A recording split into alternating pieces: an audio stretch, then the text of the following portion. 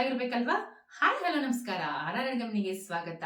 ಇವಾಗಿನ ಜನರೇಷನ್ಗೆ ಪಾಸ್ತಾ ಅಂದ್ರೆ ಯಾರಿಗ ಇಷ್ಟ ಇರಲ್ಲ ಹೇಳಿ?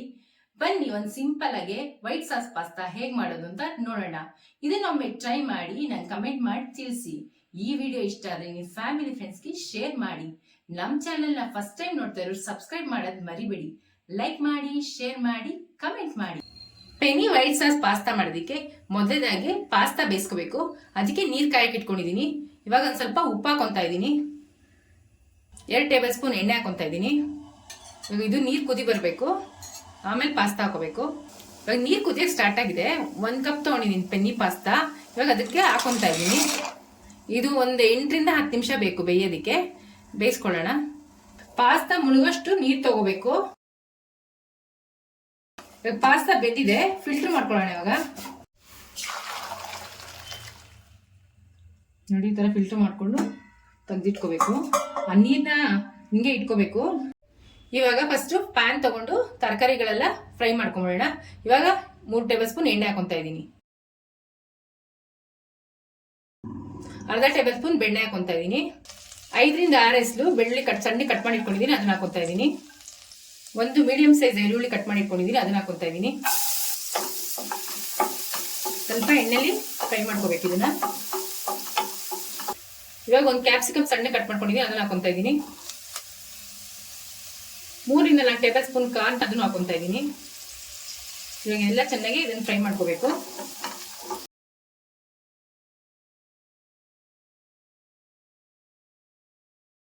ಇವಾಗ 2 ರಿಂದ 3 ನಿಮಿಷ ಫ್ರೈ ಮಾಡ್ಕೊಂಡಾಗಿದೆ. 1 ಟೇಬಲ್ ಸ್ಪೂನ್ ಆರಿಗೆನ ಹಾಕೊಂತ ಇದೀವಿ. 1 ಟೇಬಲ್ ಸ್ಪೂನ್ ಚಿಲ್ಲಿ ಫ್ಲೇಕ್ಸ್ ಹಾಕೊಂತ ಇದ್ದೀನಿ. ಒಂಚೂರು ರುಚಿಗೆ ತಕ್ಕಷ್ಟು ಉಪ್ಪು ಹಾಕೊಂತ ಇದ್ದೀನಿ. 2 ನಿಮಿಷ ಫ್ರೈ ಮಾಡ್ಕೋಬೇಕು. ಇವಾಗ ಫ್ರೈ ಆಗಿದೆ, ಇದೊಂದು ಬಟ್ಟೆಗೆ ತೆಗೆದಿಟ್ಕೊಂಬಿಡೋಣ. ಇವಾಗ ವೈಟ್ ಸಾಸ್ ರೆಡಿ ಮಾಡ್ಕೊಳ್ಳೋಣ. ವೈಟ್ ಸಾಸ್ ರೆಡಿ ಮಾಡ್ಕೊಳ್ಳೋದಕ್ಕೆ 2 ಸ್ಪೂನ್ ಬಟರ್ ಹಾಕೊಂತ ಇದ್ದೀನಿ.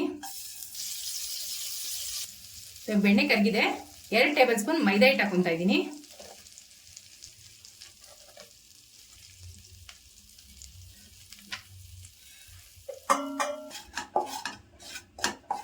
ಇದು ಲೋ ಫ್ಲೇಮ್ ಅಲ್ಲೇ ಫ್ರೈ ಮಾಡ್ಕೋಬೇಕು. ಇದು ಸ್ವಲ್ಪ ಗೋಲ್ಡನ್ ಬ್ರೌನ್ ಆಗೋ ಫ್ರೈ ಮಾಡ್ಕೋಬೇಕು.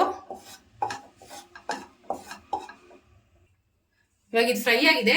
2 ಕಪ್ ಹಾಲು ಹಾಕೊಳ್ಳೋಣ.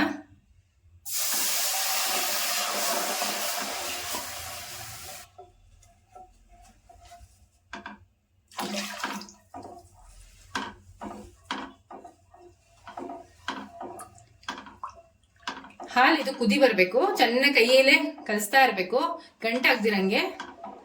ಮೈದಾ ಹಿಟ್ಟು ಹಾಕೊಂಡಿದೀವಲ್ಲ, ಅದಕ್ಕೆ ಗಂಟಾಗ್ಬಿಡುತ್ತೆ. ಅದಕ್ಕೆ ಚೆನ್ನಾಗಿ ಕೈ ಕಲಿಸ್ತಾನೆ ಇರಬೇಕು, ಕೈ ಬಿಡಬಾರ್ದು. ಲೋ ಫ್ಲೇಮಲ್ಲೇ ಕಲಿಸ್ಬೇಕು.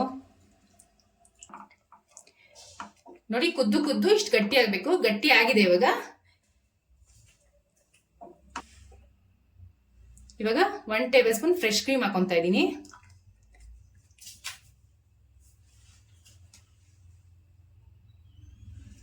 ಇದನ್ನು ಚೆನ್ನಾಗಿ ಮಿಕ್ಸ್ ಮಾಡ್ಕೋಬೇಕು. ಫ್ರೆಶ್ ಕ್ರೀಮ್ ಹಾಕೊಂಡ್ಮೇಲೆ ಈ ತರ ಕುದಿ ಬರಬೇಕು. ಕುದಿ ಬಂದ್ಮೇಲೆ 1 ಟೇಬಲ್ ಸ್ಪೂನ್ ಆರಿಗಾನ ಹಾಕೊಂತ ಇದ್ದೀನಿ. ತಿರ್ಗಾ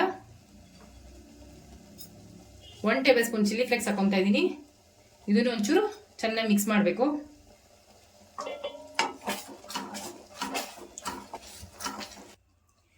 ಒಂಚೂರು ಕುದಿ ಬಂದ್ಮೇಲೆ ರುಚಿಗೆ ತಕ್ಕಷ್ಟು ಉಪ್ಪು ಹಾಕೊಂತ ಇದ್ದೀನಿ.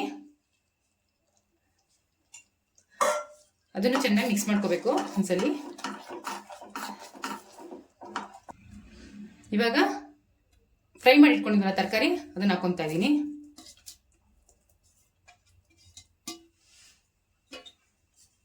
ಇದನ್ನು ಸ್ವಲ್ಪ ಚೆನ್ನಾಗಿ ಮಿಕ್ಸ್ ಮಾಡ್ಕೋಬೇಕು.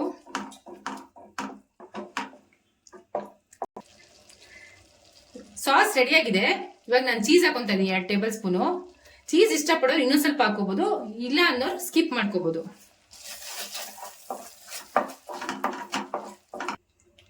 ಒಂಚೂರು ಫ್ರೈ ಮಾಡ್ಕೋಬೇಕು. ಇವಾಗ ಫ್ರೈ ಮಾಡ್ಕೊಂಡಾದ್ಮೇಲೆ ಇವಾಗ ಪಾಸ್ತಾ ಹಾಕೊಂತ ಇದ್ದೀನಿ.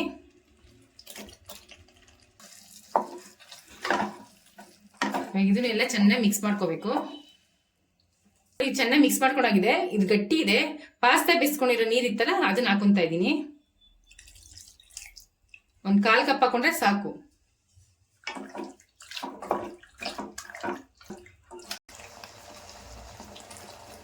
ಎರಡು ನಿಮಿಷ ಫ್ರೈ ಮಾಡ್ಕೊಂಡು ಸ್ಟವ್ ಆಫ್ ಮಾಡ್ಕೊತಾ ಇದ್ದೀನಿ.